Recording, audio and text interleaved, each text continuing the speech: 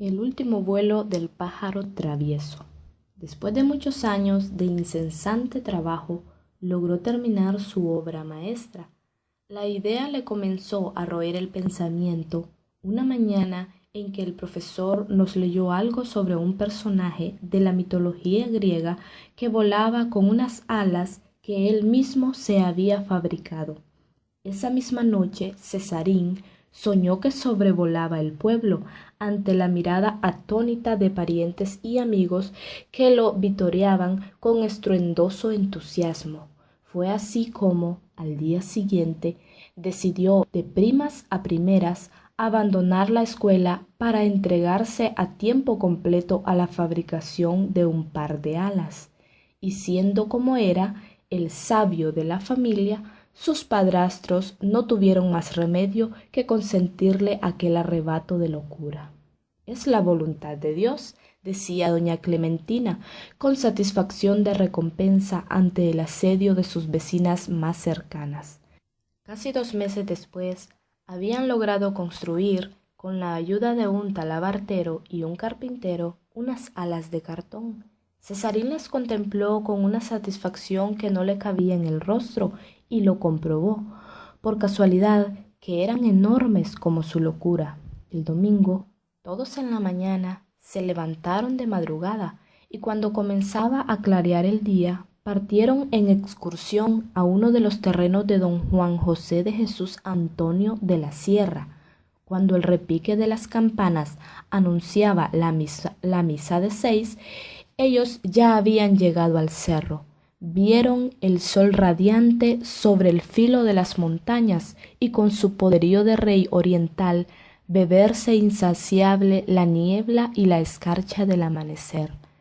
Mientras procedían a amarrarle las alas a Cesarín, quien las extendía con la torpeza de un sopilote cansado, y tratando de darse ánimo exclamaba: «Lo lograremos, mamá, va a ver que lo lograremos».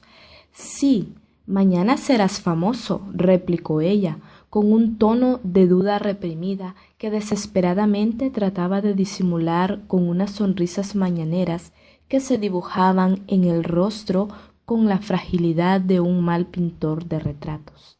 Sin embargo, imaginó a Cesarín sobrevolando el pueblo y demás aldeas cercanas, sostenido de un hilo mágico, y que aparecía fotografiado en pleno vuelo en todos los periódicos del país, y que la noticia se difundía por todo el mundo, refiriendo la asombrosa hazaña de su hijo adoptivo.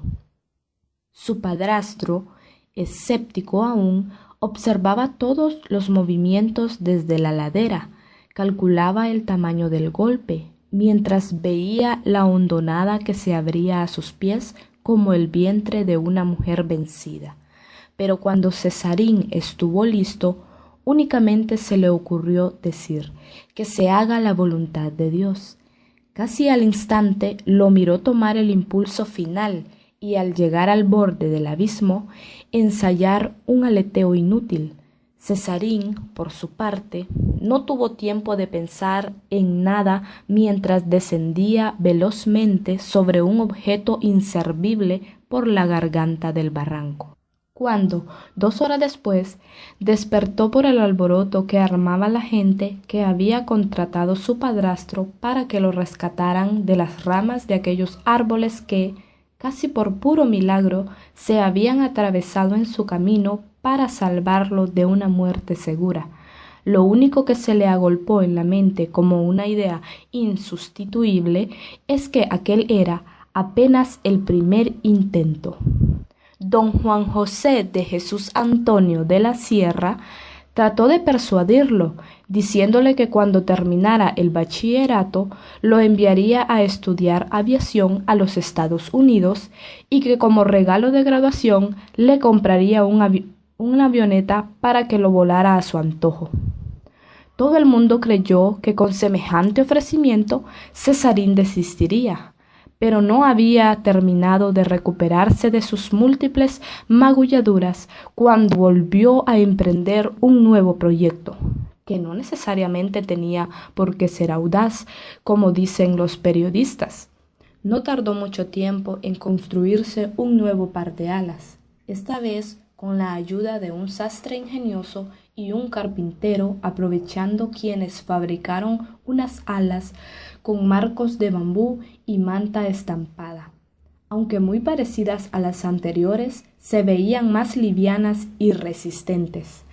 Con la experiencia acumulada por su primer fracaso, Cesarín prefirió esperar algunas semanas para realizar ejercicios diarios con el fin de adquirir la fuerza necesaria a la hora de efectuar su segundo intento. Casi un mes después, invitó a sus principales amigos y parientes, quienes, atraídos por la extravagancia, acudieron a la cita. Los resultados no pudieron ser peores que los de la primera vez, solo que en esta ocasión cayó en una poza llena de bañistas incrédulos que se encargaron de rescatarlo. Casi todos creían, según lo confesaron horas después, que se trataba de un ángel moribundo, pero pronto descubrieron el rostro insustituible de Cesarín, que únicamente reflejaba unas terribles y reprimidas ganas de volar. Una madrugada despertó sobresaltando y dando saltos de alegría, con los cuales contagió a sus hermanos menores y, finalmente, a toda la familia, incluidos los vecinos más cercanos, quienes se levantaron creyendo que se trataba de un incendio. El alboroto, sin embargo, se debía a una idea genial, según el calificativo que él mismo le había otorgado. Su madre, como siempre, optó por complacerlo en todo y medió para que su marido cediera ante los planes de Cesarín. Fue así como durante los períodos en los que las garzas llegan a comerse las garrapatas del ganado de don Juan José de Jesús Antonio de la Sierra, sus trabajadores se dedicaron a matarlas y desplumarlas, llegando a reunir en poco tiempo un total de 2.266.729 plumas, cantidad más que suficiente para confeccionar unas alas para Cesarín. Son más bellas que las de los ángeles, repetía llena de gozo doña Clementina cuando las vio terminadas. Para entonces nadie dudaba ya de la locura de Cesarín y de cómo se había contagiado en un par de meses. Doña Clementina, quien había abandonado por completo sus oficios religiosos para seguir con detalle las prácticas de su hijastro. Su vecina de enfrente, doña Azucena Martínez, muy dada a aventurar opiniones, decía que Cesarín tenía más leña para brujo que para santo. Doña Clementina, sin embargo, sostenía que aquello era producto de la voluntad de Dios. El resto de la gente, más apegada a la lógica y a la realidad, consideraba que todo se debía a la locura colectiva que había contagiado a toda la familia. Por eso, muy a menudo se les oía decir: a nadie que sea cuerdo se le puede ocurrir apoyar semejantes disparates. Por fin, al cabo de interminables ensayos que amenazaban con volverse eternos, sus padres dispusieron la fecha y el lugar para efectuar el último vuelo, pues, de acuerdo a las perspectivas de don Juan José de Jesús Antonio de la Sierra, si no se mataba, que era lo más probable, había decidido de todos modos no apoyarlo más.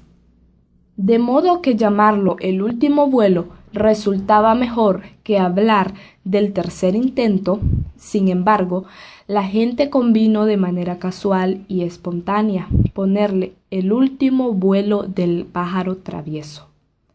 Para entonces, la noticia se había propagado por todos los alrededores. Por eso, el tercer domingo de mayo de 1968, a las 4 de la tarde, una hora antes del vuelo, el pueblo se encontraba intransitable. Todo el mundo andaba buscando el mejor lugar para mirar con lujo de detalles, como también dicen los periodistas. Todo el espectáculo se depararía aquella locura. Casi todos estábamos seguros que el disparate terminaría en tragedia. Por eso muchos de mis compañeros decían, esta noche habrá velorio en casa de Rico.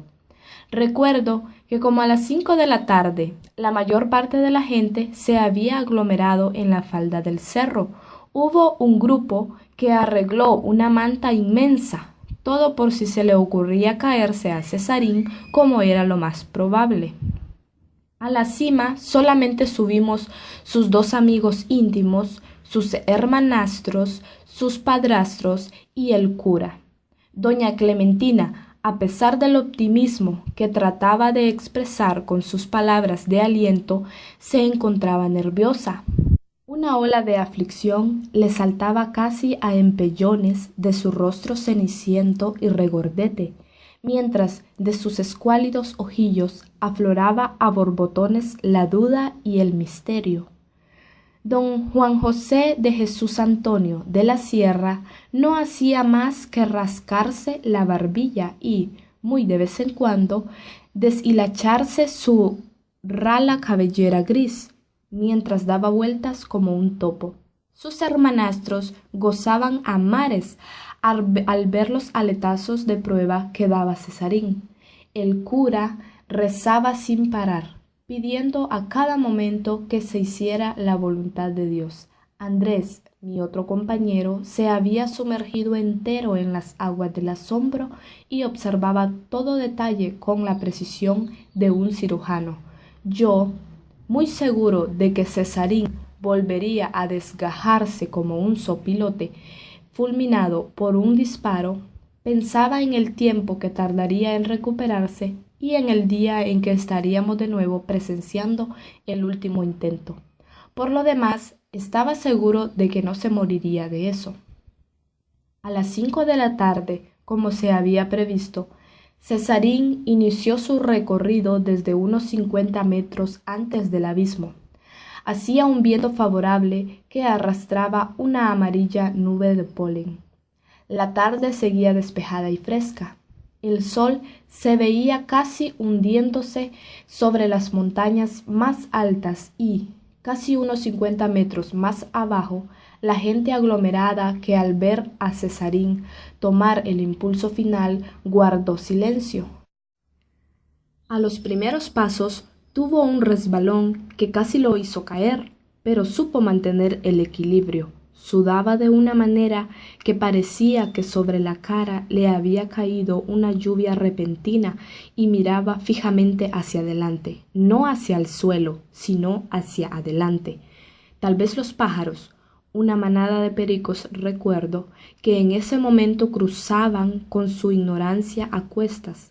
Apenas faltarían unos 15 pasos para alcanzar el borde, cuando lo vi dar un segundo resbalón, menos brusco que el primero. Su madre se había tapado el rostro, el cura dejó escapar un pujido, y sus hermanastros, que habían comenzado a correr en dirección contraria, estuvieron a punto de cortarle el paso, pero ante el grito inesperado de su padre se detuvieron a unos pasos de Cesarín, que en ese momento extendía sus alas y se precipitaba al vacío. Todo el mundo enmudeció al verlo dar unos torpes aletazos de pájaro tierno que se fueron haciendo cada vez más intensos y rítmicos. Doña Clementina, que se había acercado al borde para ver la caída, cuando comprobó que todo el mundo tenía la vista puesta en el cielo, saltó gritando como loca: ¡Lo logró! ¡Lo logró! Aquella noche, si bien no hubo velorio en casa de Rico, hubo un carnaval en todo el pueblo, y cada quien comentó a su manera el increíble suceso. Doña Clementina, que no salía del asombro, seguía repitiendo a todo el mundo: ¡Lo logró! ¡Lo logró! Y ustedes que decían que yo estaba loca porque lo apoyaba. Una semana después, Cesarín no había regresado aún. Algunas personas, entre ellas el cura, sostenían que se había convertido en ángel y que ya estaría tocándole la puerta a San Pedro. Los más incrédulos, que seguramente se encontraba en algún pueblo cercano, divirtiendo a la gente o muerto en alguna hondonada. Doña Azucena Martínez, por su parte, se limitó a decir: Bien decía yo, Cesarín más leña para brujo que para santo. Lo cierto es que casi un mes después de buscarlo por todos los lugares de la región, no se pudo dar con él. Esto sirvió para que el cura confirmara sus sospechas. Para entonces, doña Clementina había comenzado a prepararse unas alas, solo que con plumas de sopilote por la escasez de garzas, para irse en busca de Cesarín.